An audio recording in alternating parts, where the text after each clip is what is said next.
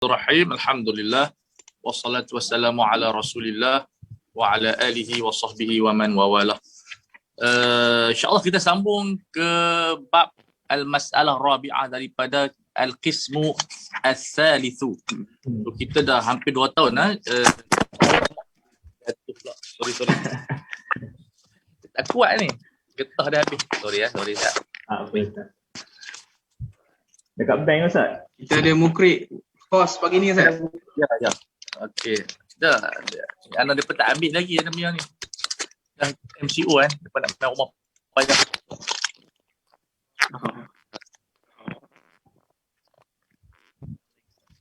Beli ni tapi wah, sebab kedai tutup banyak, kedai handphone tutup. Anak Facebook. Okey. So kita ada masalah rabi'ah daripada qismu salih al-awsaf allati la qudrat al-insan. Ini sangat bagus. Sebab bila kita bincang dalam apa nama dia usul fiqh, bab jelas suara. Oh tak dengar suara? Saya dengar suara Ustaz. Kita ada yang tak dengar suara? Jelas Ustaz. Oh. Okey. So kita bincang tentang masalah ahliyah. Syarat ahliyah adalah al-qudrah. Tentu kita bincang di dalam al-mahkum bihi. Itu tentang masalah ayakuna maqduran wa ayakuna ma'luman. Syarat untuk kita buat satu perbuatan tu mesti dia available lah, dan mesti orang kata orang boleh faham. So dalam maqasid dia bincang lebih detail lagi al-awsaf, benda-benda yang bersifat tabi'i. Jadi macam mana kita nak berinteraksi dengan benda yang tak boleh lari daripada kita? Kita tak mampu nak tolak syahwat dan sebagainya. Itu perbahasan yang menarik oleh Asy-Syatibi rahimahullah. Syatibi lebih dakik di dalam apa nama dia benda ini. Okey, silakan anda tengok mana qismu asy-syari'atu kamilat. Now kita yang akan baca ialah Ustaz Zur kita tengah buat PhD. Kita PhD tajuk apa? Anda buat kajian fatwa Ustaz. Kajian fatwa. So satu benda yang menarik. Al-mas'alatu rabi'ah al-awsaf allati la yaqdiru al-insanu ala jalbiha aw daf'iha. Okey, silakan. Kita berhenti dekat wasaniyatu ke? Ustaz. Dekat wasaniyatu Ustaz. Oh, okey. Silakan. Okey. Qala al-mu'allif rahimahullah ta'ala wasaniyatu min jihati ma yaqa'u 'alaiha thawabun aw la yaqa'. Saya baca dulu Ustaz. Fa amma an-nadharu al-awwalu fa inna zahiran naqli anna al-hubba wal bughdha yata'allaqu biha. Ala tara ila qawlihi alaihi salatu wassalam li ashajji 'abdil qais inna fika la khaslatain yuhibbuhum Allah al-hilm wal anah. Wa fi ba'd ar-riwayati akhbarahu annahu matbu'un 'alayhima wa fi ba'd al-hadithi asy-syaja'atu wal jubnu gharaizu. Waja'a inna Allah yuhibbu syaja'ata walau ala qatli hayyatin. Wa fi hadith al-arwahu junudun mujannadatun fama ta'arafa minha i'talafa wa ma tanakara minha ikhtalafa. Wa hadha ma'na at-tahabbi wat-tabaghudi wa huwa ghairu muktasab. Baik, ini perbincangan kita daripada awal, benda-benda kasih sayang, benci. Sebab tu benci tak ada dosa. Yang dosa itu adalah selepas benci tu kita pergi maki ke, kita berjatuh dia ke. Sebab itu dalam isu dengki tak ada dosa. Ya, yang dosa tu apa dia? Kita melakukan agenda dengki kita. Kita perburukkan nama dia, kita berjatuh dia. Sebab al-hasad ni matbu'. Tapi hasad ada kebaikan juga. Kalau tidak ada hasad, kita tak berlumba langsung dalam kebaikan. So sebab itu dalam tasawuf dia kata apa? Ini adalah af'al la yudhammu wa la yumdah. Tak dipuji dan tak juga dicela. Jadi tengok dia punya pengurusan dia ke arah mana. So ini di antara benda yang penting yang disebut oleh Asy-Syatibi dalam bahagian yang kedua. Yang pertama kita ulang balik iaitu makanah fitriyan, benda yang fitrah. Berani, takut. Takut tak berdosa. Ada seorang takut, takut hantu nak macam mana. Tapi janganlah takut sampai dia tidak melakukan kebaikan, tidak meninggalkan ibadat dan seumpama dengannya. Jadi takut ni satu rawatan yang perlu diselesaikan.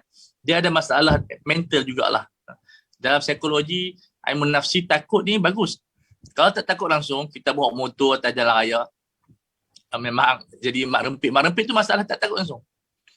Sebab itu pendidikan jiwa penting. Makna takut ada kawalan, berani ada kawalan, was-was ada kawalan, suka ada kawalan, supaya dia tidak berlebihan dan tidak berkurangan. Kemudian itu benda yang zahir. Kita masuk yang kedua, di sisi sudut. Benda tersebut adakah disukai oleh syarak ataupun tak disukai. Dan adakah benda itu dapat pahala ataupun tak dapat pahala. Itu yang dibincangkan. Fa'amman nadharul awal, yang syariat suka dan syariat tak suka. Diceritakan. Walaupun mungkin dia tak ada dosa, tapi benda tu tak disukai. Dan benda tu mungkin tak ada pahala tetapi disukai. Sebab tu Engineer Abdul Salam dia bahas tentang seseorang itu lahir-lahir baik tu. Dia baik lah. Macam seorang sahabat lah. Walaupun dia belum masuk Islam tapi dia baik lah. Orang macam tu dapat pahala tak dapat pahala. Sebab baik dia tu tabiat. Macam mana dapat pahala, dia kena niat. Aku buat baik dia kena Allah. Sebab tu kita heran orang Jepun. Baik. Memang tabiat dia pun baik dia macam mana. Tapi dia pun tak adalah pahala di sisi Allah Azza wa Jalla. Jadi orang macam ni, kata Engineer Abdul Salam dalam Qaidah Ahkam, dia kena berusaha untuk niat kerana Allah. Ada orang dilahirkan buah. Ini hyperaktif lah sebagainya, yang budak-budak. Allah, kita boleh tengok kita sendiri dan tengok keadaan sekeliling. Tak payah dia punya buah dia tahap kaban. Mak pak pun pening. Orang macam ni kata Engineer Abdul Salam kena latih tarbiyah semua. So memang Allah Ta'ala uji. Sebab itu Tuhan kata innama amwalukum wa auladukum fitnah. Maknanya dia pun ni ujian. Ada yang baik-baik lah. Tapi kalau dia lahirkan dia mungkin turunan pahlawan, jenuh. Jadi fa'amman nadharul awal, penglihatan kita pada yang pertama iaitu min jihati ma yaqa'u hiya mahbubatun li syara' atau ghairu mahbubatin lahu. Syariat tak suka ataupun syariat suka. Iaitu fa inna adh-dhahira naqli, secara jelas daripada asar, naqli itu maksudnya asar, anal hubba wal bughdha yata'allaqu biha. Nian mahabbah yang disukai oleh Allah ataupun tak disukai. Ala tara, ala kalimah tanbih. Kamu tidak lihatkah kepada sabda Rasulullah sallallahu alaihi wasallam lil Ashaj Abdul Qais. Ashaj ada satu rombongan. Dia datang, rombongan hadis ni hadis Tirmizi. Kalau kita baca Tirmizi, kitab adab, ada hadis ini. Iaitu mereka datang sekumpulan bermusafir jumpa Rasulullah. Yang lain bila jumpa Rasulullah berlari ya, kalau kita jumpa pun berlari nak jumpa Rasulullah. Tapi dia Al-Ashad Abdul Qais ini dia tak lari lagi. Dia sikat rambut, dia kemaskan pakaian, dia ikat unta dia, kemudian barulah dia bertemu dengan Rasulullah sallallahu alaihi wasallam. Lalu dia berkata, Nabi berkata, inna fika la khuslatain. Pada diri kamu tu ada dua sifat yang Allah Ta'ala suka dan Nabi pun suka. Ada riwayat sebut yuhibbullah wa rasuluh. Jadi di sini Imam Syatibi dia meriwayatkan tidak habislah. Lepas tu Syatibi dalam buku ni hadis dia kita kena check, bukan check salah. Kena check balik dia punya kesempurnaan ni. Kadang diriwayat bil makna, bil alfaz yang ajza, berbentuk ajza tak habis. Inna fika, kalau kita lihat dalam Tirmizi, memang riwayat Tirmizi dan Abu Daud, inna fika la khaslataini yuhibbuhumullah wa rasul. Allah Ta'ala pun suka, Nabi pun suka. Iaitu al-hilmu wal anah. Al-hilmu ni fawqa sabri. Dia sabar juga tapi lebih lagi. Sabar ni kita diam, tak apa, tak kata apa. Tapi hilmu ni walaupun orang marah kita senyum lagi. Dan sifat hilmu ini dia berlaku setelah mana orang menyebabkan kita marah. Dia khas begitu. Kadang-kadang kalau kita sopan santun, orang maki pun kita masih berlemah lembut. Sebab itu kata Umar bin Khattab, innamal hilmu bittahallum wa innamal ilmu bitta'allum. Nak dapat sifat halim ini, Allah memang kena berjuang lah. Berjuang macam mana? Kena duduk dengan orang marah. Duduk dengan orang marah, kena maki selalu. Kita tengok reaksi kita. Sebab itu Qadhi Yusuf dinasihati oleh Abu Hanifah. Kalau kamu nak jadi orang yang sabar ni, kamu pergi duduk tempat yang dia tu orang kata cakap, dia seorang bercakap kita dengar. Latih. So sebab kalau kita tak duduk dengan orang macam tu, kita pun tak tahu tahap kita macam mana. Sebab itu Al-Halim ini sifat Tuhan. Memang kalau kita dapat sifat ini, subhanallah, kita bahagia. Kenapa? Dalam keadaan orang marah pun kita boleh cool lagi. Halim. Yang kedua, al-anah, tenang. Satu dalam hadis yang disebut al-anatu minallah wal ajalatu minasyaitan. Anah itu daripada Allah, ketenangan. Sebab tu dalam kata-kata di tasawuf disebut apa? Qad yudriku al-muta'anni ba'dha hajatihi wa qad yakunu lil musta'zili zalalu. Orang yang tenang ini mungkin dia tak dapat semua keperluannya, tapi dia dapat sebahagian. Dia bawa barang sikit, naiklah sampai ke atas. Orang tu kalut, dia bawa semua, rebah, jatuh semua. Tamak. Dan orang yang kalut, qad yakunu lil musta'jilin az-zalalu, tak dapat apa. So ketenangan ini yang perlu ditahdid maknanya. Apa maksud tenang? Apa maksud maknanya kita relax, cool, bertindak pada kadar yang diperlukan. Dan kalau dalam fizikal senang dia timbang. Kalau barang kereta ni boleh bawa, barang tu boleh bawa 10 kilo. Kita bawa 10 kilo lah. Jangan kita lebih buat muatan. Kalau kita lebih daripada muatan, rosak. Itu nampak tak tenang. So kapasiti tu kita kena tahu. Dalam kehidupan maknawi macam tu juga, kita ada satu kapasiti yang kita mampu buat dalam keadaan tenang. Belajar pun kena ada ta'ani. Sebab itu kalau kita baca buku Tadhkiratul Ilmi wa Ta'lim kan, kitab yang sangat bagus. Dia kata apa? Kalau kita mula belajar marhalah pertama, jangan kita pergi masuk marhalah yang kedua. Nanti kita serabut. Misalnya kita, tapi sistem ni memang dibuat oleh, alhamdulillah, sistem pendidikan kita. Kita ada darjah 1, budak darjah 1 tak campur langsung pemikiran budak darjah 2. Supaya dia dapat fokus sampailah darjah 6. Itu sistem yang diletakkan oleh ulama-ulama kita. Sebab tu kita kata pada yang student-student baru, kalau kamu baca Bukhari tu, kamu pening nanti. Bukhari dia ada manhaj dia. Kamu baca dulu Riyadhus Shalihin, baca dulu Mata Arba'in, ambil 6 bulan, pulun Riyadhus Shalihin, ada 1904 hadis, baca yang tu, nanti kamu dah nampak dah rajah. Dah nampak dah dia punya pada basic dia. Jadi nak baca Bukhari itu senang sikit. Ini masa-masa Bukhari tu pening, yang baca Bukhari tak sampai pada maqasid, hanya bermegah-megah baca Bukhari saja. Tak mau macam tu. Begitu dengan kitab maqasid ini, saya nasihatkan, maknanya di samping kita baca kelas ini, bacalah buku-buku yang ringkas macam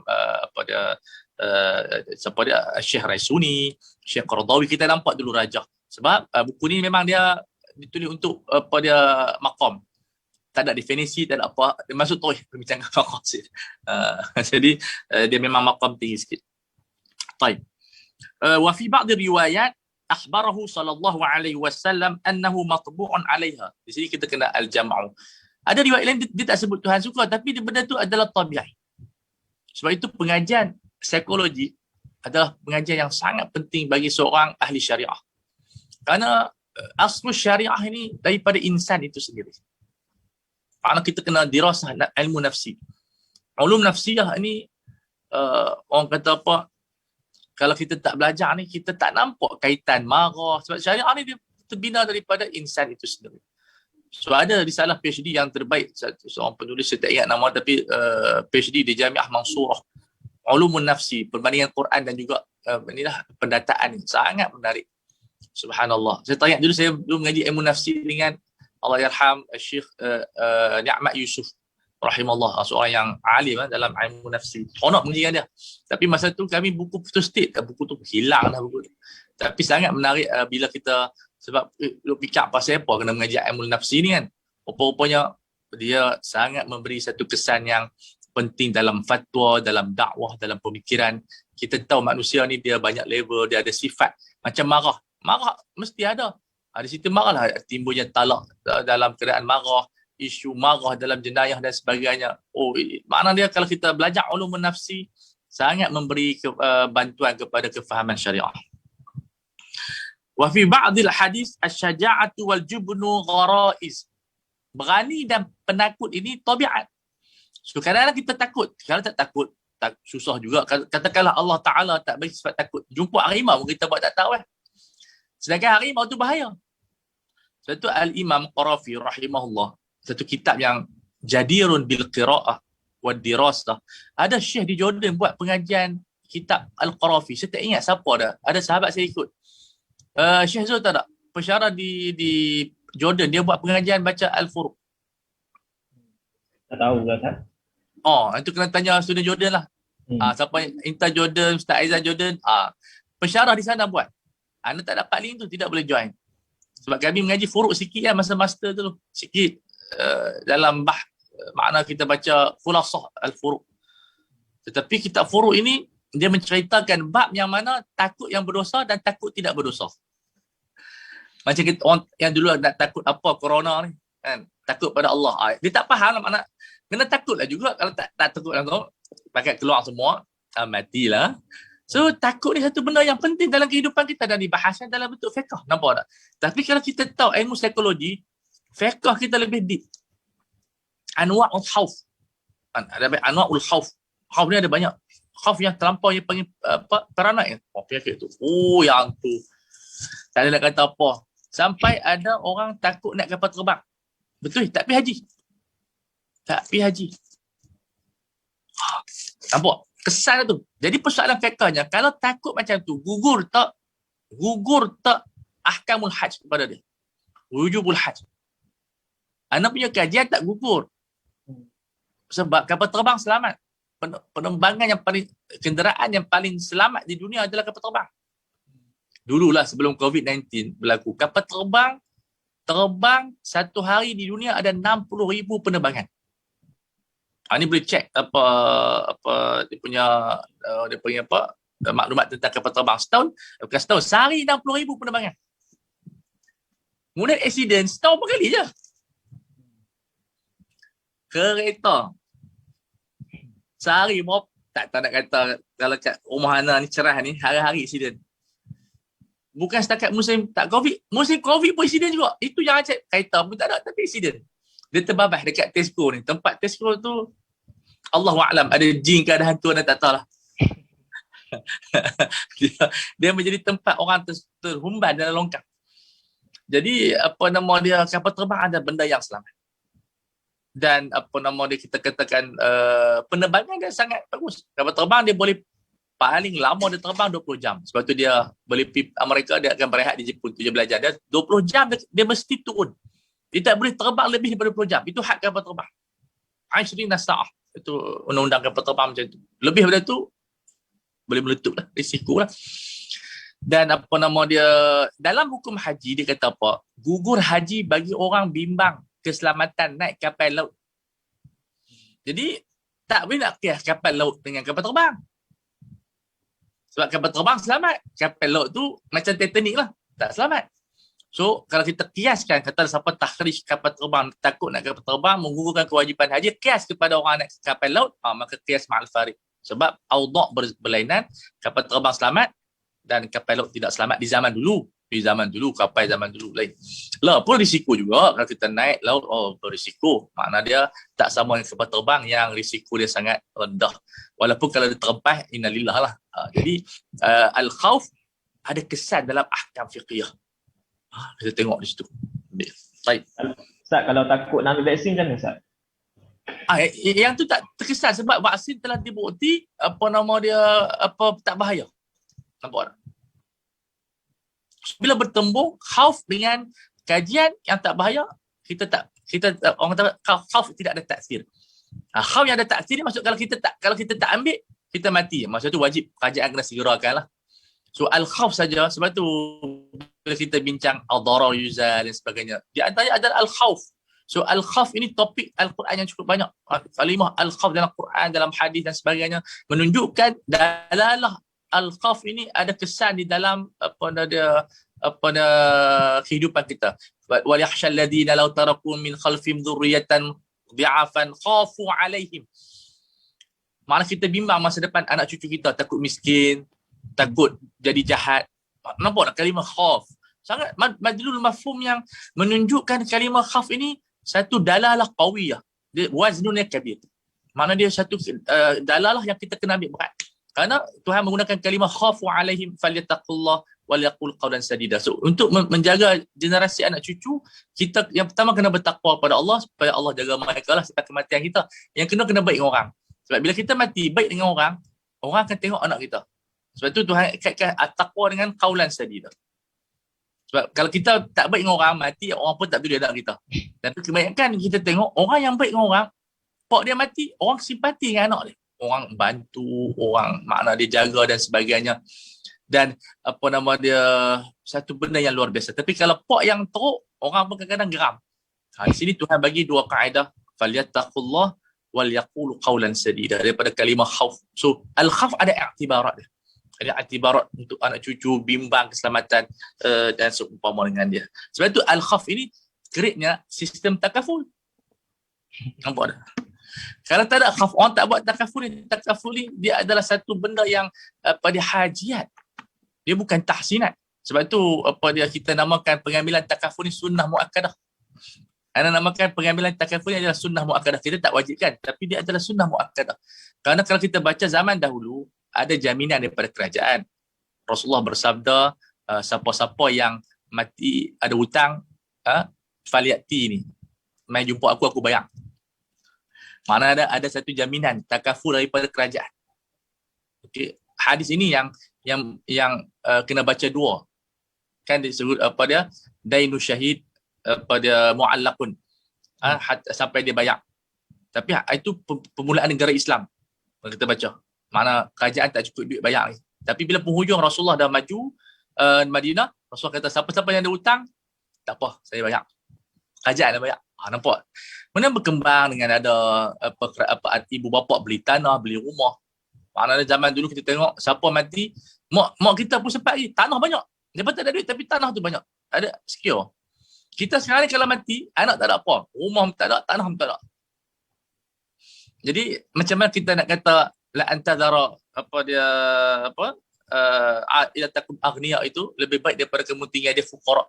Yatakafafun nas, minta sedekah pada orang. Apa makna di sana? Ini menunjukkan kepada dilalah kepada cara ni pembelian takaful adalah pengganti kepada sementara lah kepada ketidakkemampuan nak beli tanah, nak beli benda-benda kepada anak-anak. So kita tengok di sini al-khauf juga trigger kepada banyak ahkam syariah.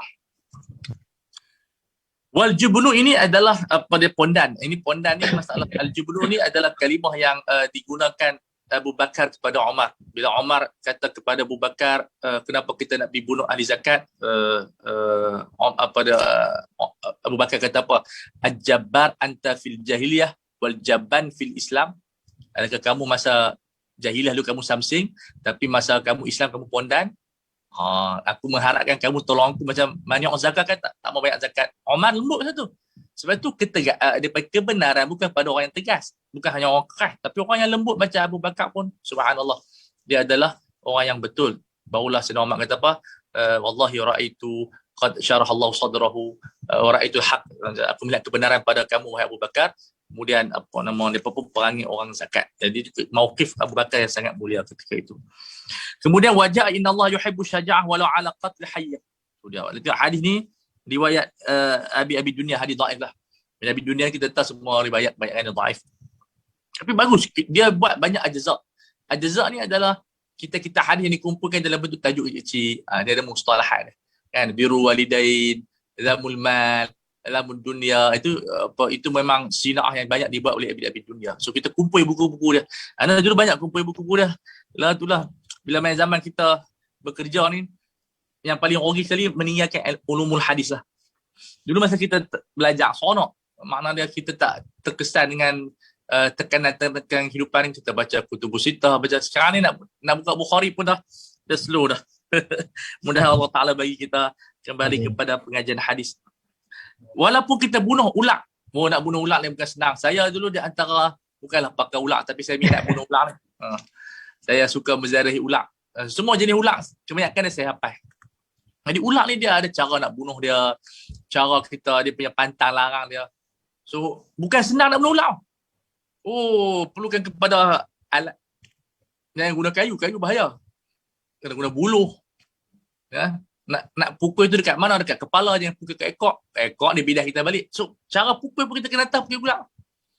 Sebab dia lemah. Sebab ular ni dia tak boleh tengok depan masa dia berkembang. Kalau ular sedut tu, masa dia kembang kepala tu, mata dia tak nampak depan. Dia nampak kanan dan kiri. Nampak tu cara ular. So kita kena pukul kepala dia. Sebab tu bomba dia pegang kepala tu. Tapi saya tak pandai. Dia tak kerti lah tu bomba. Saya tahu ular ni. Kucing pandai lah ular. So kalau hadis ni sahih, maknanya ular satu benda yang bahaya lah. Sebab apa nak bunuh tu bahaya kepada keberanian. Walaupun bunuh ular. Subhanallah. Wa fil hadis al-arwah junun mujannadah. Ini dia apa yang alaqah. Alaqah ni awliya, maqam awliya. Mizan ini kalau kita perhati, mizan awliya. Sebab tu awliya, subhanallah, mereka jarang berjumpa tapi mahabbah tinggi. Kita selalu jumpa tapi hak jumpa tu berjatuh kawan. Sebab tu yang kita, sebab tu Syekh Zakiri Ibrahim yang nak cerita lah, dia ditanya dengan Syekh Abdul Halim Mahmud rahimahullah, daripada dia dua sufi. Syekh Abdul Mahmud ni digelar sebagai Ghazali abad ini.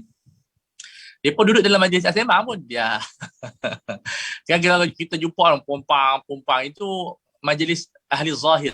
Kita ahli zahir lah, kita ni kalau kita jumpa ni, kalau tak sembang orang kata kita ni tak ambil hati, tapi dia relax, cool. Maka ditanya kepada Syekh Zakiri Ibrahim, kamu kata rapat, macam rapat lah dengan Syekh Mahmud kan, tapi tak sembang sangat. Dia berkata kami bercinta di alam arwah. Gitu. So, ini di antara kehidupan awliya ni, subhanallah, keajaiban. Kalau macam Syekh Sya'rawi rahimahullah, dia bila dia bersohbah dengan Abdul Mahmud, dia nak murid pada Abdul Mahmud, bila bayangkan tengok jiwa depa bila Syekh Abdul Mahmud nak pergi ke UK, subhanallah, dia takut nak pergi UK. Takut tu bukan pasal apa, takut lupa Tuhan. Kita kalau pergi UK tak tahu ingat Tuhan dengan kita, betul-betul pakai nak pergi lah. Tapi maqamat ini yang kita maqamat bukan benda yang berlakon, dia berlaku sendiri. Jadi Syekh Sya'rawi kata kepada Syekh Mahmud, tak apa, tuan ni di mana ada pun insya-Allah tak ada masalah. Di mana ada pun tak ada masalah. Dia tawakal sebab ada jemputan conference. Dia pun pergi. Kebetulan hotel dia pun tempat pelacuran biasalah di UK. Apa nama dia? Jadi malam tu dia mimpi Rasulullah SAW. Jadi pagi esok dia pergi jumpa Syekh Sya'rawi, alhamdulillah apa yang kamu kata tu betul. Semalam saya bermimpi dengan Rasulullah SAW. Jadi Syekh Sya'rawi kata apa? Betul tak saya kata? Tuan ada di mana pun tak apa. Itu yang mula cerita tu, ada orang Malaysia ke orang mana pergi Mekah, dia pergi jumpa Tok Guru, dia tanya, saya heran, main Mekah pun jumpa pelacur. Tok Guru kata apa? Saya pergi UK tak jumpa pelacur pun. Rupanya dia bergantung pada jiwa kita. Tu jiwa tu. Kalau jiwa kita bersih, pi Amerika pun insya-Allah tak jumpa tempat-tempat tu. Tapi juga kita tak bersih, pi Mekah pun akan jumpa benda tu. Jadi ini di antara al-arwah junudun mujannadah. Sebab itu tarbiyatun nufus sangat penting. Sebab itu saya Hawa ada kitab nama dia tarbiyatun ruhiyah. Cuma kita tu hierarki sikit.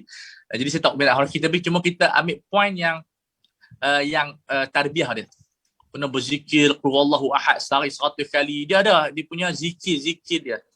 Pada tarikat Syadzuliyah ni, Syekh Hawa ni. So cuma dia masukkan elemen tu dalam bentuk harakat Islamiah. Yang tu orang hierarki dia minat tapi anak tak minat. Cuma kita ambil dia punya point-point tarbiyah dia. Tapi sangat berkesan dia punya tarbiyah dia. Kemudian wa hadzal makna tahabbi wa taghawudi wa huwa ghairu muktasabin. Benda yang tak dapat kita usaha. Tapi kita boleh create melalui muqaddimah, iaitu kita buat baik pada orang. Tak akan orang sayang kita melainkan kita buat baik pada dia. Di situ dia yang Tuhan suruh waqaddimu li anfusikum. Kita kena buat baik untuk diri kita. Sebab bila kita buat baik untuk diri kita, insya-Allah kita create orang sayang kita. So ini di antara makna-makna yang tak dibahaskan oleh usul fiqh kita lain. Tapi Syatibi bahas. Ayat ni yang dikatakan Syatibi telah meningkatkan nilai usul fiqh itu. Jadi kalau sebab tu Muhammad Abdul kata apa? Siapa yang tak baca muwafaqah ni tak lengkap usul fiqh dia. Bukan maksud tak lengkap tu tak jadi mujtahid, boleh jadi mujtahid, tapi makna-makna tambahan, additional value tu ada dalam kitab muwafaqah ini. Wa jaa fil hadis, sambung silakan. Ustaz, dah kalau seorang lelaki ataupun perempuan, seorang lelaki dan contohnya kan, dia sayang seorang perempuan. Yang tu macam mana Ustaz? Tak ada masalah. Dia sayang. Tapi kalau sayang, contohnya kerana syahwat, yang tu yang masalah. Makna dia sayang, dia nak berzina dengan orang tu. Dia sayang, dia nak kahwin dengan bini orang. Itu salah. Tapi sayang kerana orang tu baik. Ramai orang salah faham. Bila orang kata, bila tengok perempuan ni syaitan. Itu bila kita tengok perempuan dengan syahwat. Mana dia dia tu macam kita tengok artis lah. Orang tengok artis ni tak ada orang nak cari agama dia. Orang cari syahwat dia. Orang cantik, model. Memang tabiat macam tu. Sebab tu kita tengok yang berkahwin dengan dia, datuk-datuk kaya-kaya lah. Jarang lah tu imam masjid kahwin artis. Dan artis pun tak mau. Benda tu tak salah. Dia tak berkahwin tu imam ke, dia tak berkahwin. Itu tak ada masalah. Benda normal. Tapi ada di sana wanita-wanita solehah yang kita tengok dia, kita ingat Allah. Yang berlaku pada Rabi'ah Adawiyah dan sebagainya. Orang pergi jumpa dengan ulama-ulama dan sebagainya. Jadi, an-nazaru kepada wanita seperti begini adalah satu benda yang baik. Sebab itu, hadis itu diletakkan pada mizan bila kita tengok perempuan itu dalam bentuk syahwat. Tapi dia sebagai guru kita, dia adalah sebagai orang yang barakat. Syekh Sya'rawi bila bertemu dengan Zainab Ghazali, dia kata apa? Doakan saya. Syekh Sya'rawi min kibaril awliya pun minta doa kepada Zainab Ghazali. Sebab dari segi doa, ulama kata minta doa kepada orang perempuan lebih dekat mustajab daripada orang lelaki. Sebab tu kita tengok Imam Syafi'i minta doa kepada Sayyidah Nafisah. Nafisah ni cuci Rasulullah lah. Bila Sayyidah Imam Syafi'i nak wafat, dia pesan supaya Sayyidah Nafisah semayangkan jenazah dia. Jadi bila semayang di masjid, habis masjid, bawa ke rumah Sayyidah Nafisah keluar, semayang di depan rumah Sayyidah Nafisah. Dia semayang seorang-seorang. Ini yang orang mengenal haqaiq asya. So, tapi benda ni dia adalah satu orang kata apa, dakik lah. Tapi takkan kita tengok perempuan semua syaitan. Satu benda yang Syekh Qadhi pernah cerita isu yang apa nama dia, inta ni lah ceritanya ni. Dia pergi Jazair, dalam kitab dia ada Ibn Qutab Al-Qaryah. So, dia ditanya oleh sekumpulan wanita ramai-ramai ni, Syekh, boleh tak kami sayang orang lelaki? Syekh kata, boleh, kerana Allah, kerana ilmu, kerana taqwa. Maka dia pun ramai kami sebut, ya Syekh, nuhibbuka fillah, kami sayang kamu. Nampak? So, benda tu warid. Makna kita tanya tu wujud dalam cerita-cerita para ulama kita. وجاء في الحديث وجبت محبتي للمتحابين فيا وقد حمل حديث أبي هريرة يرفع. Ya, Rafaq maksudnya dia merafakkan kepada Rasulullah. Al-mu'minul qawiyyu khairun wa ahabbu ila Allah minal mu'minid dha'if wa fi kullin khairun ala an yakun. Orang mukmin ni kehidupan dia semua baik belaka. Lemah ke tak lemah baik, tapi yang lebih baik ialah orang yang kuat. So kita tengok di sini kuat ini menangkumi semua benda. Ekonomi, pemikiran. Sebab tu Syekh Ali Qaradari bila dia merangka takwin insan yang kuat ini dalam bentuk 5 perkara. 4 dalaman, 1 luaran lah. Dalaman iaitu tarbiyatu ruhiyah, ruh, an-nafas, nafsi, kemudian al-qalbi, kemudian al-aqli. So, kalau kita dapat membentuk gaya fikir yang soleh, qalbun yang rahim, kemudian ruh yang dekat dengan Tuhan, kemudian an-nafs, maknanya membelenggu dunia sekarang ni nafs. Sebab tu Syekh buat istiqra', bayangkan dalam surah Wal Fajr, yang wa nafsi wa masawaha dalam surah Wal Fajr, wal fajri wa layalin ashr wal syaf'i wal watr ila akhir. Sebelum Tuhan nak sebut wa nafsi wa masawaha tu ada 14 ayat, 14 makhluk yang disebut oleh Tuhan.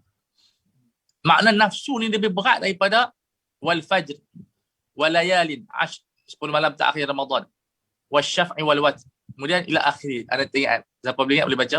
Kemudian barulah sebut wa nafsin wa ma sawwah. So dalam dunia ni, di antara pendidikan yang perlu diambil adalah pendidikan nafs. Yang perlu ada zikir, yang perlu ada mujahadah, yang perlu ada tarbiyah, yang perlu ada syekh, yang perlu ada murabbi. Itu benda tu anak tak ada zaman sekarang. Mana ada pada tempat pengajian yang menyediakan murabbi. Kita tak ada. Murabbi ni maknanya seperti para ulama dahulu, Sayyidi Abdul Qadir Jilani rahimahullah, Imam Ghazali, Imam Syadzuli, ulama-ulama rabbani yang mereka mendidik jiwa. Tapi kita sekarang ni dia panggil ta'lim, dia panggil apa? Beza ta'lim dengan tarbiyah. Tapi dia macam mana? Ya? Banyakkan selawatlah kepada Rasulullah sallallahu alaihi wasallam. Ala an yakuna al-muradu bil quwwati shiddatal badan wa salabatal amri. Ya, mesti badan kuat dan juga apa nama dia, ketegasan salabatul amri. Sebab tu dalam syair sebut apa? Idza kunta dha ra'yin fakun za azimatin fa inna fasada ra'i an taraddada. Kalau kamu nak jadi orang yang hebat, kamu mesti firm. Fakun za'azimatin. Ni sekejap sini. Kenapa pendapat yang rosak bila kita taraddud? Tak ada keputusan. Sebab tu orang putih buat kajian. Ni syair lama ni. Syair dah ribu tahun dah. Dia panggil power of decision. Kajian ni baru saja. Tapi syair dah ada dah. Fakun za'azimatin. Jadi orang yang ada decision. Kerana kerosakan ni dia tak ada decision. Ni apa keputusan? Tak ada keputusan. Ini yang benda kita tengok. Syair Arab membentuk pemikiran. Sebab tu kita sebagai ahli syariah jangan lupa baca sastra Arab, jangan lupa baca syair, jangan lupa baca adab. Yang kitab yang saya cadang yang terbaik adalah kitab Al-Mustatraf. Dia ada lebih kurang 600 muka surat. Sastra Islam. Kitab tu yang anda baca tu sebab Syekh Qaradawi baca. So, anda dulu masa belajar apa yang kitab yang Syekh Qaradawi baca kita cari. Ahya Ulumuddin, kitab Hikam, Minhajul Abidin. Semua buku-buku Syekh Qaradawi baca kita cari. Sebab itu yang membentuk Syekh Qaradawi. Jadi kita tengok apa yang Syekh Qaradawi baca. Dan itulah yang anda teringat apa nama seorang alim Iraqi di UAE. Nama dia Syekh apa? Anda tak ingat dia Syekh Iraqi. Masih ada baik. Anda baik anda dulu. Oh, subhanallah alim. Dia anak murid pada Dr. Abdul Qadir Zaidan. Tapi dia nasihat anak ni pada tahun 1999. Pada tu anak duduk lepak di UAE. Dia kata, minat Syekh Qaradawi, baca buku yang Syekh Qaradawi baca. Pada tu anak baru faham sikit. Betul je kan. Kalau kita baca buku Syekh Qaradawi saja, kita dapat yang Syekh Qaradawi, tapi kita baca buku yang Syekh Qaradawi baca. Itu satu pesanan yang sangat penting. Itu yang kita duduk dengan orang lama, dia bagi nasihat keramat yang luar biasa. Wa salabatul amri wa dha'fi khilafi dhalika. Lemah berlawanan dengan tak ada kekuatan dan seumpama dengan. Sebab tu dalam hadis yang lain Nabi bersabda, Nabi kata apa? La takun ima'atan, jangan jadi orang yang tak ada prinsip. In ahsanan nas ahsantu wa in asa'u asa'tum. Bila orang buat baik, kamu buat baik. Bila orang buat jahat, dia buat jahat. So hadis ini semua mengumpulkan makna yang hampir sama. Waja'a inna Allah yuhibbu ma'aliya al-umur. Ma'aliya al-umur. Ini hadis Tirmizi. Wa yakrahu safsafaha. Maksud dia, bila kita nak bercakap, cakap benda yang elok-elok. Kalau kita nak berangan yang tinggi. Sebab itu, pentingnya angan-angan. Dia panggil ma'adhaqal aisha laula al-amalu. Betapa sempitnya kehidupan kalau tidak ada harapan. So, kita, sebab tu Syekh Qaradawi kata apa? Bila dia umur dah 10 tahun, guru dia tanya kepada satu kelas kita pun buat macam tu, kalau jadi guru dia tanya, nak jadi apa? Itu soalan, memang soalan penting. Kepada anak-anak pun kita tanya, nak jadi apa? Sebab kita tak tahu apa yang dia nampak. Picture dia kan. Kemudian, anak yang lain biasalah nak jadi bomba lah, nak jadi peniaga polis. Itu biasalah anak pun dulu nak jadi polis ataupun tentera. Sebab kita tengok Bukit Kepung. Tapi bukan kita minat Jin Samsudin, minat Yusuf Aslam. Tapi sayang, Yusuf Aslam mati dalam peperangan tu. Jadi, jawapan sama. Tapi bila main kepada Syekh Qaradawi, Hafizahullah, dia kata apa? Nak jadi Syekhul Azhar. Allah. Budak-budak gelak ketawa. Umur 10 tahun nak jadi Syekhul Azhar. Itu yang dipanggil apa? Ma'aliyal umur. Sebab tu Rasulullah SAW, bila masuk ke dalam Kaabah, kan Abdul Muttalib sedang mesyuarat dengan ahli Mekah, ahli Quraisy. Rasulullah duduk atas kerusi Abdul Muttalib. Yang ni nak halang. Kata Muttalib, jangan halang dia. Aku mengharapkan dia ada satu masa depan yang luar biasa. Sebab walaupun dia budak kecil, nak duduk atas kerusi ketua. So ini yang dia panggil ma'aliyal umur, dan Tuhan tak suka benda-benda yang remeh-temeh. Sebab tu remeh-temeh, saf-safah ni benda-benda yang remeh-temeh. Orang putih pun tulis satu buku. Jangan ambil berat tentang isu remeh-temeh. Rupanya, benda tu ada pendataan yang kuat. Orang yang ori bila kita terlampau picak benda remeh-temeh. Dan Tuhan tak suka. Wa yakrahu saf-safah. Ya, silakan. Ada bawa masuk kan? Waja'a yutba'ul mu'minu ala kulli khuluqin illa al-khuyanata wal kadhiba. Ya, khianat dan khidib ini bukan sifat orang mukmin asal. Jadi tabiat di sini tabiat yang bukan aslilah. Maknanya kita asalnya kita tidak berdusta. Tapi bila kita dah lupa diri, kita khianat. Sebab tu dalam fiqh dia ada satu bab yang panggil ahkamul khianah. Ahkamul khianah ni rupanya banyak, daripada ibadat sampai ke kenegaraan. Ada tesis master tajuk Syekh. Sahabat-sahabat, tajuk dia ahkamul khianah. Dan boleh cari dekat PDF. Kemudian wa qala ta'ala khuliqal insanu min ajal. wa ja'a fi ma'radidz dhammi wal karahiyah. Maksud dia dalam siyak tu menunjukkan Tuhan cerita benda tu tak elok lah. Kita ni memang dicipta dalam bentuk kalut. Jadi bila kalut tak dapat buat apa. Dan kita kena pulihkan diri kita daripada sifat ajal. Ajal ni maksud dia buat benda belum sampai pada waktunya. Itu maksud dia ajalin. Walidzalika kana diddul ajali mahbuban wa huwa al-ana. Al-ana. Sebab tu kalau kita tengok satu diskusi dengan Syekh Hasan Dadu di markah dia dululah. Tapi dah tutup dah. Depa ada latihan akhlak. Subhanallah. Dan itu yang dibuat di Jepun. Jepun dia ada latihan akhlak. Cuma beza kita ni akhlak kita rohani lah. Ada latihan zuhud, latihan wara', latihan ikhlas. Subhanallah. Depa buat latihan tu. Kita tak tahu. Anda pun tak tahu nak klik macam mana jadi zuhud. Tapi depa ada latihan di sana. Dan itu yang dibuat oleh madrasah-madrasah ulama. Makna dia latihan-latihan macam tentera tu. Makan sikit. Kalau kita tengok zikrayat Syekh Ali Qaradari hafizahullah, boleh buka YouTube zikrayat Syekh Ali Qaradari macam dia belajar dulu. Selama sebulan tak makan, melainkan makanan roti je. Masa tu dia belajar kitab hidayah tak silap, dia hafal kitab hidayah Maryani tu. So lepas sebulan baru dia makan daging, makan burung. Tu dia latihan. Duduk di hutan, duduk di satu tempat yang tak boleh keluar. Ni macam kita pergi MRSM kat Mersing. Kalau siapa pergi MRSM Mersing tu memang nak pergi tu teriak, balik pun teriak. Sampai tak apa dah. Tapi subhanallah, teruk gila. MRSM Mersing, MRSM kat apa dia Kuala Lipis, Pahang. Anak pergi tempat dalam. Ya Allah, tak mau pergi dah. Cukup sekali lah. Kita duduk bandar Kajang, Shah Alam, Bari. Mana mau pergi kampung-kampung. Tapi sebenarnya tempat itu tempat yang terbaik. Tempat yang terbaik untuk pendidikan. Sebab kita nak keluar pun malas. Jadi di situ kita boleh menghafaz. Sebab itu kalau kita nak hafaz kena jauh daripada orang asing. Kena cari tempat yang orang tak kacau kita hafaz. Sangat berkesan daripada kita duduk rumah kita yang bising ni. Rupa-rupanya kita duduk seorang-seorang dan tempat tu kita boleh hafal mungkin sehari 10 hingga 20 hadis. Hajat. Sebab tu dalam tafsir kata apa? La yanfa'u liqalbi, tidak ada manfaat yang paling terbaik untuk hati misla khalwatin. Seperti mana duduk seorang-seorang. Yadkhulu fiha maidana fikrin. Bila kita duduk seorang-seorang, tak ada gangguan apa nama dia orang, kita boleh hafal cepat gitu. Tapi dah kita duduk pumpang, apa pun tak. So ini di antara tarbawiyah yang dilatih oleh Rasulullah sallallahu alaihi wasallam. Itu Nabi mentarbiah secara example. Nabi tak makan 3 hari, Nabi ikat batu dekat perut. Sahabat pun benda yang sama. So dia dapat merasai macam mana nilai sabar tu. Kita sekarang ni seorang bersabar, tapi kita kedarah nasi Arab. Saya lah. Setakat ni pengakuan lah. Kita hidup, alhamdulillah Tuhan bagi, tak pernah lah ikat perut lagi. Sampai sekarang kan, tak pernah letak batu kat perut.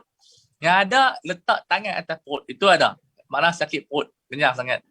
Tapi malah kita tak tahu. Wallahu a'lam. Mudah-mudahan Allah Taala ampunkan dosa kita lah. Okey, wala yuqalu innal hubba wal bughdha yata'allaqani bima yunsha'u anhuma min al-af'al. Baik, kita tak dikatakan cinta dan marah ini dia berkaitan dengan benda yang hasil daripada perbuatan. Makna bila kita buat dia terhasil tak? Dia memang ada. Betul. Ini telah dibuktikan oleh psikologi. Dia benar majlubah. Dalam diri kita ni dipanggil emosi. So dalam emosi tu ada marah, sayang, benci, takut, apa lagi, malas. Malas pun ada juga. So macam mana kita nak menguruskan malas? Malas buat maksiat. Sebab itu kata ulama, kalau kamu dah buat maksiat juga, buat masa malas. tak mampu nak buat lah. Tapi ulama dahulu mereka faham dalam bentuk tasawur. Tapi kita sekarang ni ada kajian saintifik. Sebab tu barat mereka berjaya menguruskan. Cuma kekurangan mereka tu al-iman saja. Naqsuhu al-iman billah. Tapi bab kemanusiaan ni subhanallah. Dia pun boleh explore lebih daripada kita lagi. Yang ni kelebihan yang kita kena belajar daripada barat. Mereka mensistemkan takwa, mereka mensistemkan zuhud, mereka mensistemkan keadaan. Kita tengok pemimpin mereka tak berani nak kumpul duit banyak. Sebab itulah disistemkan. Kita tak ada sistem tu. Kita pun mula-mula mungkinlah boleh takwa kan. Tapi kalau 10 tahun pegang jawatan, duit mai, lama-lama tewas juga. tak ada satu orang kata apa auditor yang ada check dan sebagainya. Memang sebab tu takwa di samping dalam jiwa kita disistemkan. Dan ibarat mereka tak ada sistem dalam badan, tapi sistem takwa tu ada. Dan kita tengok macam mana dahulu di Greece hanya terambil duit claim lebih RM200 je, letak jawatan, masuk depa sistemkan takwa tersebut. Adapun kita tak bawa kepada sistem takwa. Lianna dhalika awalan khurujun 'anil zahiri bighairi dalil. Kalau kita kata macam tu, kena pada dalil. Dalil menyatakan memang tabi'i, bukan daripada af'al. So ada benda macam badan taf, ya, badan sihat, itu main daripada af'al. Kita buat senaman, otak cergas. Otak cergas memang dia usaha kita. So macam mana nak mencegahkan otak? Makanan yang elok, penglihatan. Sebab tu ulama kata jangan tengok 5 benda, iaitu najis. Tapi itulah kan tengok juga. Kemudian batu nisan. Kemudian tengok maksiat. Kemudian benda-benda yang kotor. Benda-benda seumpama dengan dia. Tengok nak sihat ingatan macam mana? Tengok benda hijau, tengok hadiqah hadiqah kebun-kebun, tengok Quran, tengok makan macam zabib. Jadi itu contoh. Sekarang kita banyak ada vitamin, ada macam-macam. Jadi maknanya pembentukan ini ada yang akal cergas dibentuk. Sebab itu di barat macam mana depa nak cergaskan otak, depa suruh senaman. Rupanya depa buat kajian binatang yang aktif, dia punya minda binatang tu lebih baik. So budak-budak kalau kita aktifkan main sukan, minda dia cergas. Disebabkan mereka tak aktif itu yang slow tu. Badan dia naik, tembam dan sebagainya. So sebab tu kata-kata Arab, otak ini sihat pada badan yang sihat. So bila kita senaman banyak, rupanya otak kita cergas. Oh subhanallah, itu satu kajian yang sangat bertepatan dengan syariat kita. Wa thaniyan annahuma yasifu ta'alluquhuma bizawati. Jadi zat ni maksud dia berdiri dengan diri sendiri. So dia memang ada dalam jiwa kita. Wa hiya ab'adu 'anil af'ali min as-sifat. Ya, dia jauh daripada perbuatan. Perbuatan tu maksud asyik krik. Dia bukan krik, dia memang ada dalam jiwa kita. Sebab tu kita boleh suka orang, suka dan benci. Sebab dia ada. Kalau benda tu krik, payah juga nak buang. Tapi benda tu ada dalam jiwa kita, kita sayang kerana Allah. Sayang ni banyak. Ada kerana Allah, kerana syahwat, kerana harta, jadi sayang ni satu darajat. Sebab itu kalau kita sayang kerana Allah, dia punya tenor dia lama lah. Kalau orang tu buat salah pun kita boleh maafkan. Tapi kalau kita sayang kerana satu benda, semua benda dia ada tamat tempoh dia, ada tenor dia. So ini di antara kesan yang bila kita sayang kerana Allah Azza wa Jalla. Sebab itu ulama meletakkan satu benda dalam fatwa, dan ini pelik, tak ada syarat dalam mufti semasa, iaitu Abu Bakar Al-Khatib Al-Baghdadi rahimahullah dalam kitabnya Al-Faqih wal Mutafaqih, dia kata apa? Nak jadi mufti ni mesti ada satu sifat, ayyakuna rahiman bin nas. Allah. Mesti dia ni sayang orang ramai. Sebab kalau dia tak sayang, dia marah, aku bagi haram. Sebab kan kuasa fatwa tu tangan dia. Geram-geram sangat. Bagi haram. Bila kita marah, kita akan haramkan. So bila kita sayang, kita akan cuba picak apakah makhraj. Jadi ulama yang kita tengok macam Syekh Qaradawi, Syekh Ali Jumu'ah, Wahbah Zuhaili, Ali Qaradari, mereka sentiasa mencari makhraj.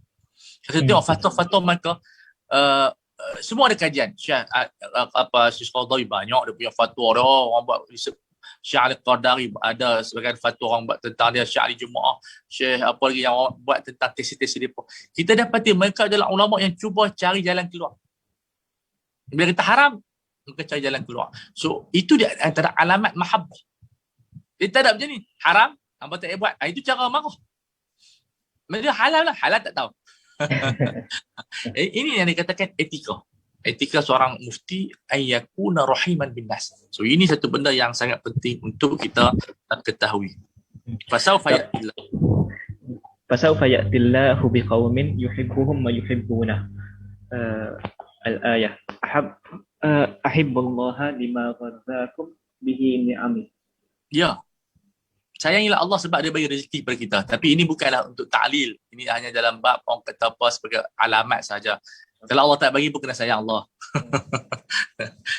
Jadi kita baca ta'lilah zahirah, jenuh. Kalau Tuhan tak bagi tak sayang lah, dah kena sayang Allah. Allah Ta'ala bagi nikmat yang paling besar adalah aqlu.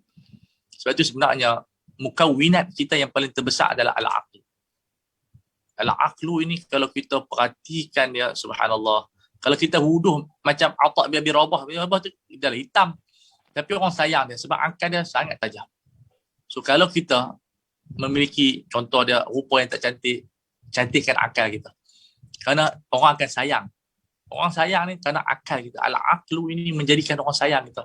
Cara fikir kita, cara yang baik. Sebab pemikiran ni kata Ibn Taymiyah, khuliqa liyaltadza bilhaq.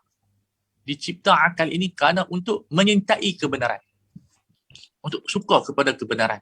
So al-aqlu, Ibn Taymiyah ada satu kitab namanya Dar'u Ta'arudil Naqli wal Aqli. So kitab tu ada 7 jilid. Sangat bagus dibaca. Macam mana kita nak menyatakan akal dan nakal ni tak ada masalah sebenarnya. Yang masalah adalah hawa nafsu kita. So ini satu kitab yang sangat bagus dibaca. Itu Dar'u Ta'arudil Naqli wal Aqli oleh Syekhul Islam Ibn Taymiyah rahimahullah. Imam Ghazali banyak dalam kitabnya Ihya Ulumuddin, boleh baca maqamat akal dan seumpama dengan dia. Dua kitab ni sangat penting. Ihya Ulumuddin ini ada ulama tu khatam sampai 100 kali.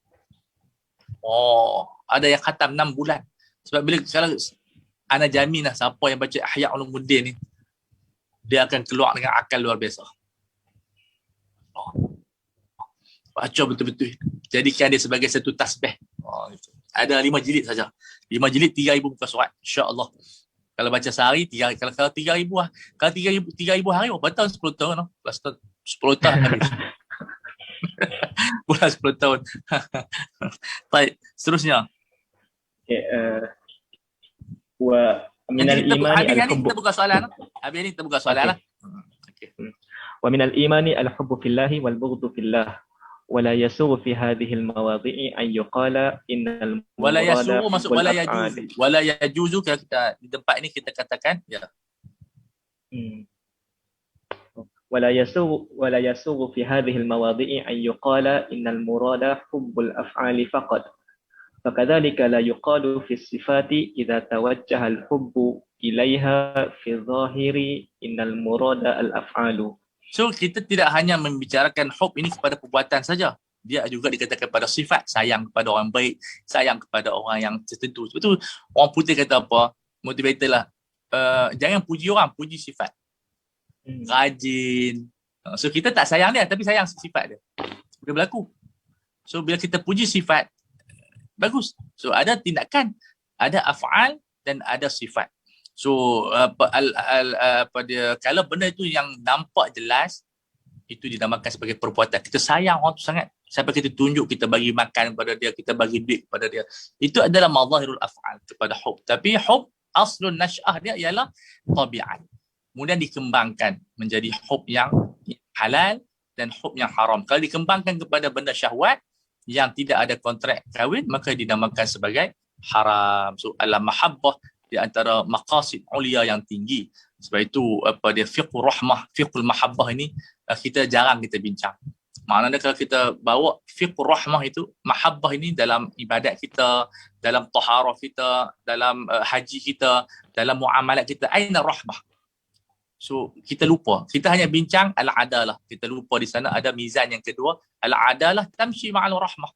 Kalau adalah saja tak jadi kan. Sebab adalah consideration. Rahmah ni dia boleh maafkan benda-benda yang salah. Sebab itu disebut apa?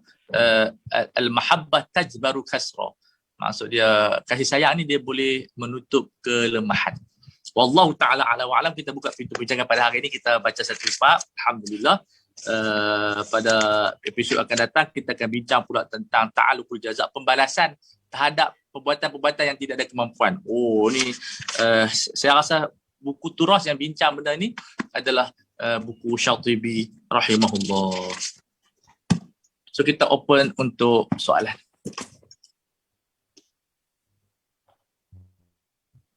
Silakan.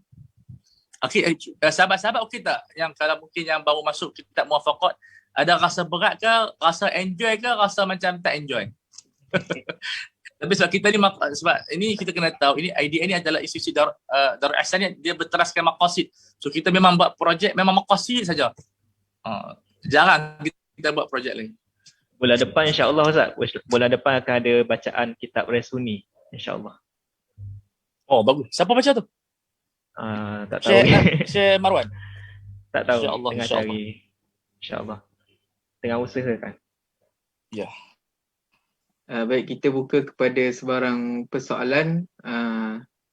Boleh utarakan di chat ataupun boleh buka mic lah untuk tanya secara terus kepada Ustaz. Kita buat 12 kali. So 70% lah. Siapa hadir 70% dapat CJ lah insya-Allah. InsyaAllah Ustaz. Kita trace nanti insyaAllah. Silakan tuan-tuan perempuan yang nak tanya soalan dan sebagainya boleh buka mic. Maksudnya soalan selain daripada maqasid boleh Ustaz Ataupun kita InsyaAllah yang boleh jawab lah.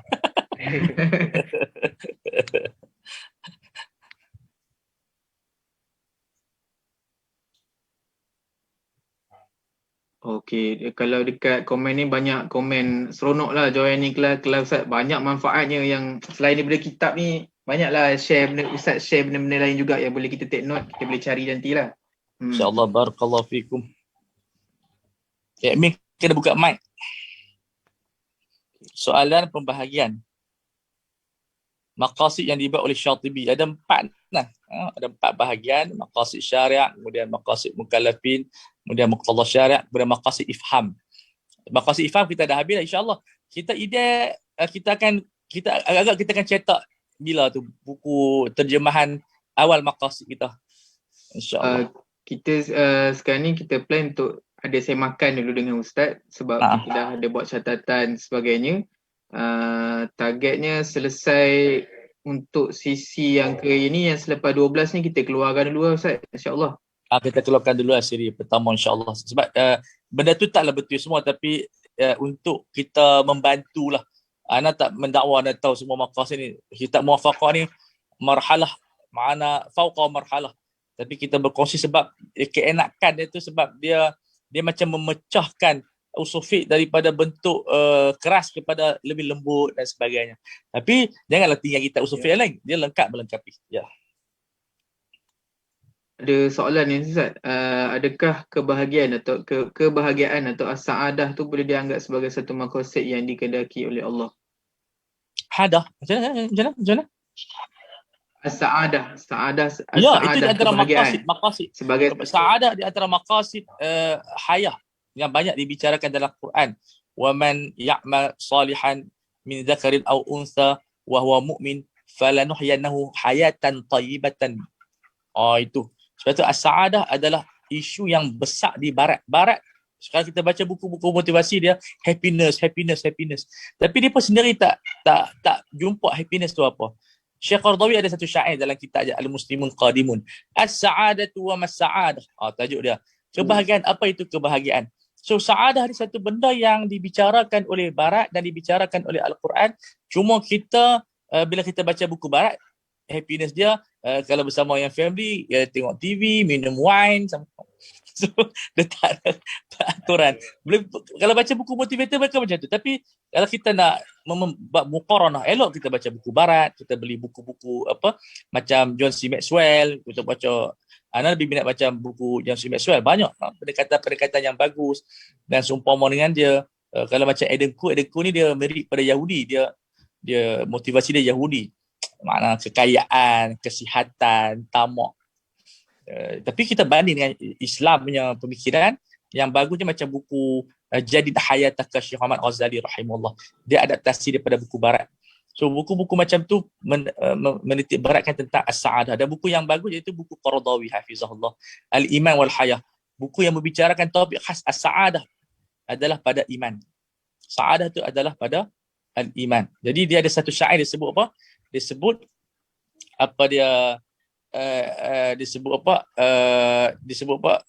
tikamlah saya. Maksud apa? Yang syair dia panggil syair yang menunjukkan tentang kebahagiaan. Dia suruh pada tikam dia da' sikina fi 'unuqi. Letakkan pisau di leher aku. Lan tastati'a hisara fikri abada, kamu tak mampu menggenggam pemikiran aku. kemudian disebut innal imana fi qalbi wal qalbi fi yadi rabbi wa rabbi mu'ini wa nasiri sa'ahya mubtasiman sa'ahya mutamassikan bi aqidati wa amutu mubtasiman li yahya di. So makna dia itu syair kebahagiaan. Buat macam mana pun iman dalam jiwaku di tangan Tuhan aku akan hidup dengan agama aku dan mati dalam keadaan kesenyuman. Oh, Terbang ke? Terbang kita baca syair. Syair Qardawi dia banyak kepada saadah iman.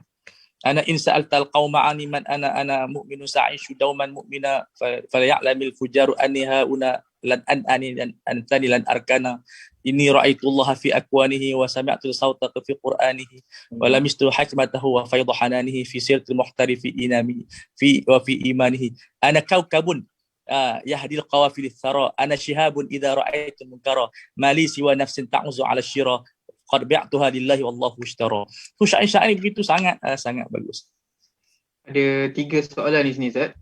Yang pertamanya, dalam kitab Qawaid al-Maqasid banyak tatbiqat. Adakah ini bererti boleh beristidlal dengan maqasid? Boleh ketika mana tidak ada dalil dan seumpama dengannya, tetapi mesti ada tawarud adilah yang lain. Maqasid, kemudian kepada ada hajah dan sebagainya. Kalau untuk istiqlal dengan maqasid tak cukup lah. Maqasid dia maslak tarjih dan adilah sokongan. Kalau beristilah dengan maqasid saja senang sangat. Ringkas sangat. Tak perlu ada mujtahid. Kemudian soalan kedua, soalan saya, kalau ifrat dan tafrid dalam mahabbah dan khauf boleh ke Ustaz? Contohnya ahli tarikat yang menyanjung syekh, manakala sebahagian yang menolak sehingga ke menolak alam para wali dan lain-lain.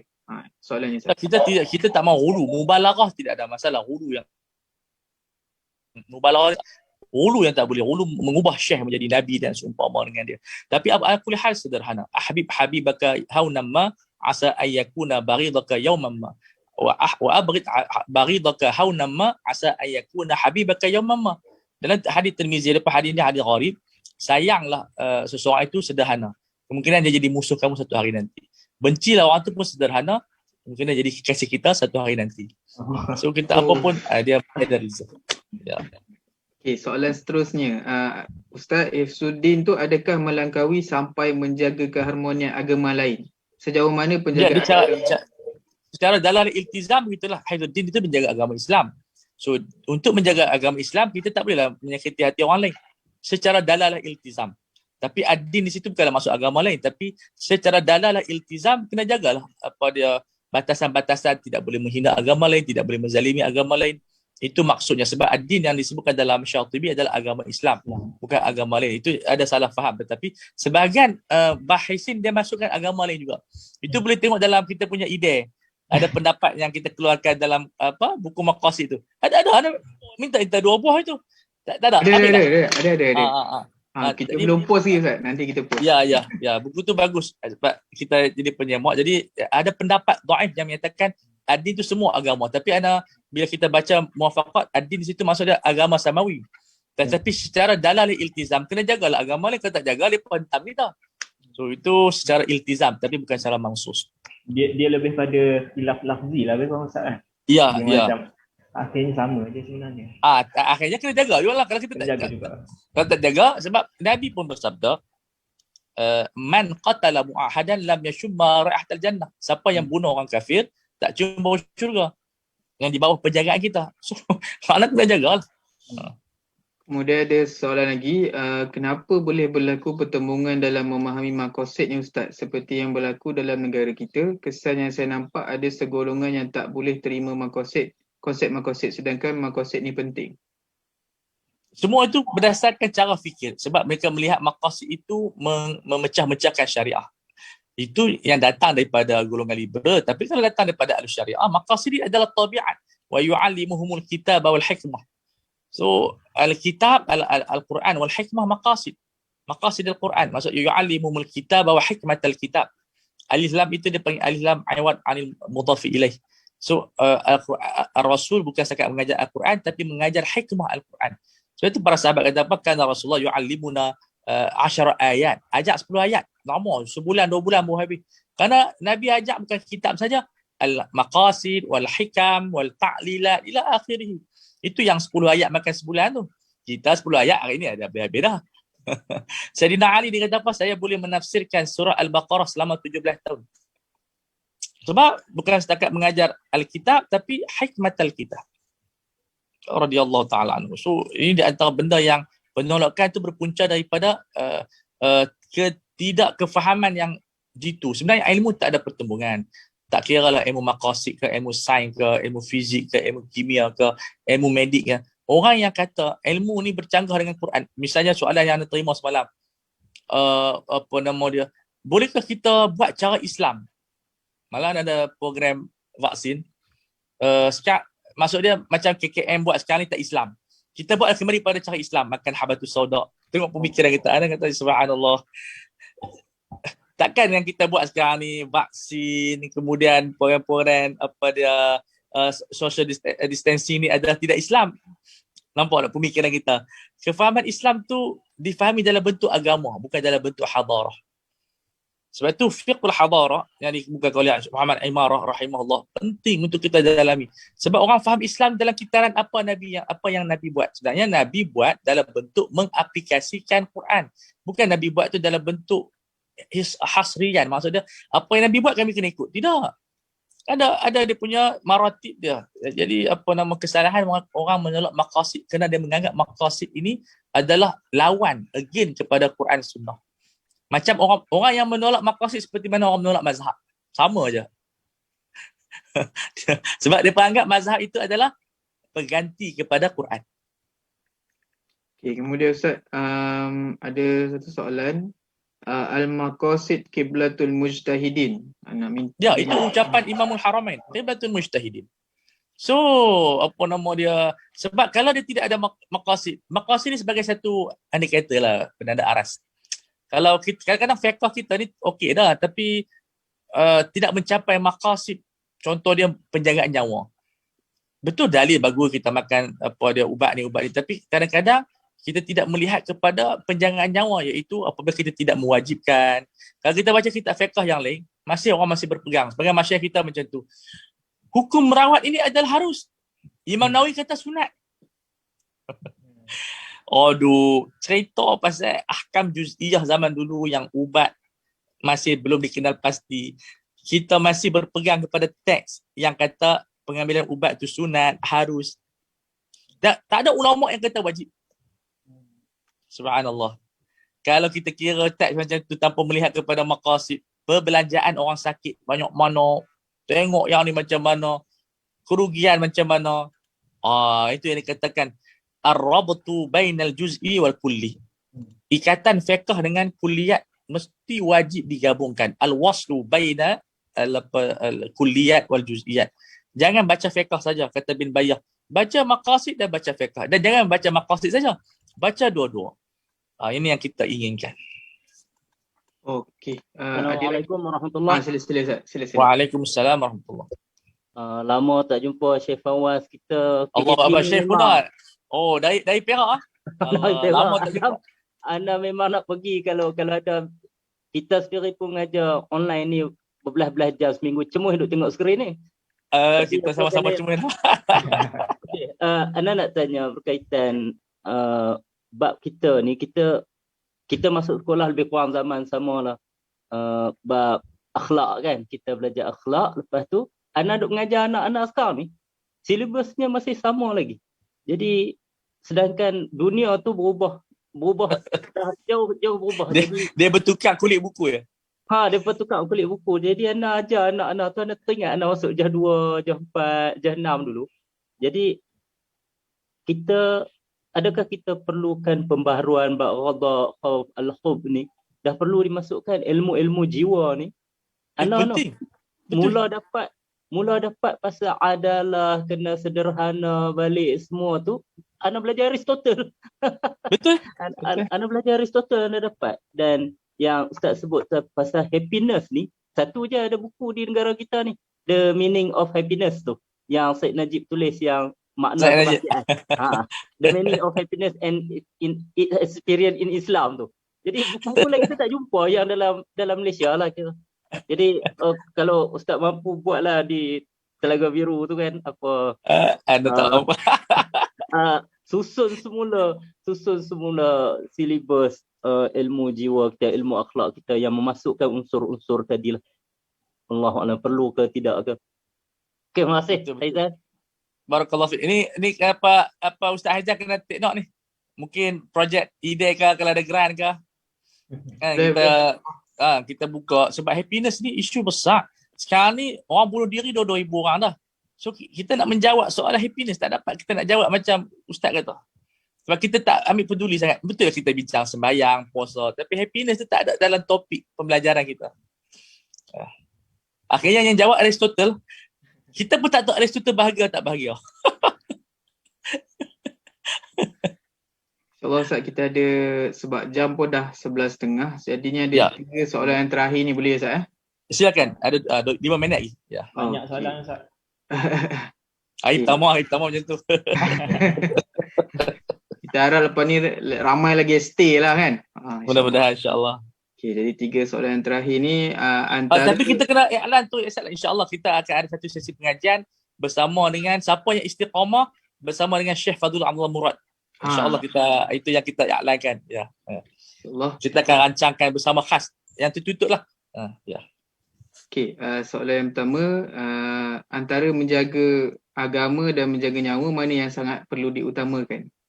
Ya, dalam konteks kemuliaan agama lah, makna dia susunan agama. Tapi dalam bentuk praktis nyawa dulu. Sebab kalau tak ada nyawa, macam mana nak jaga agama kita?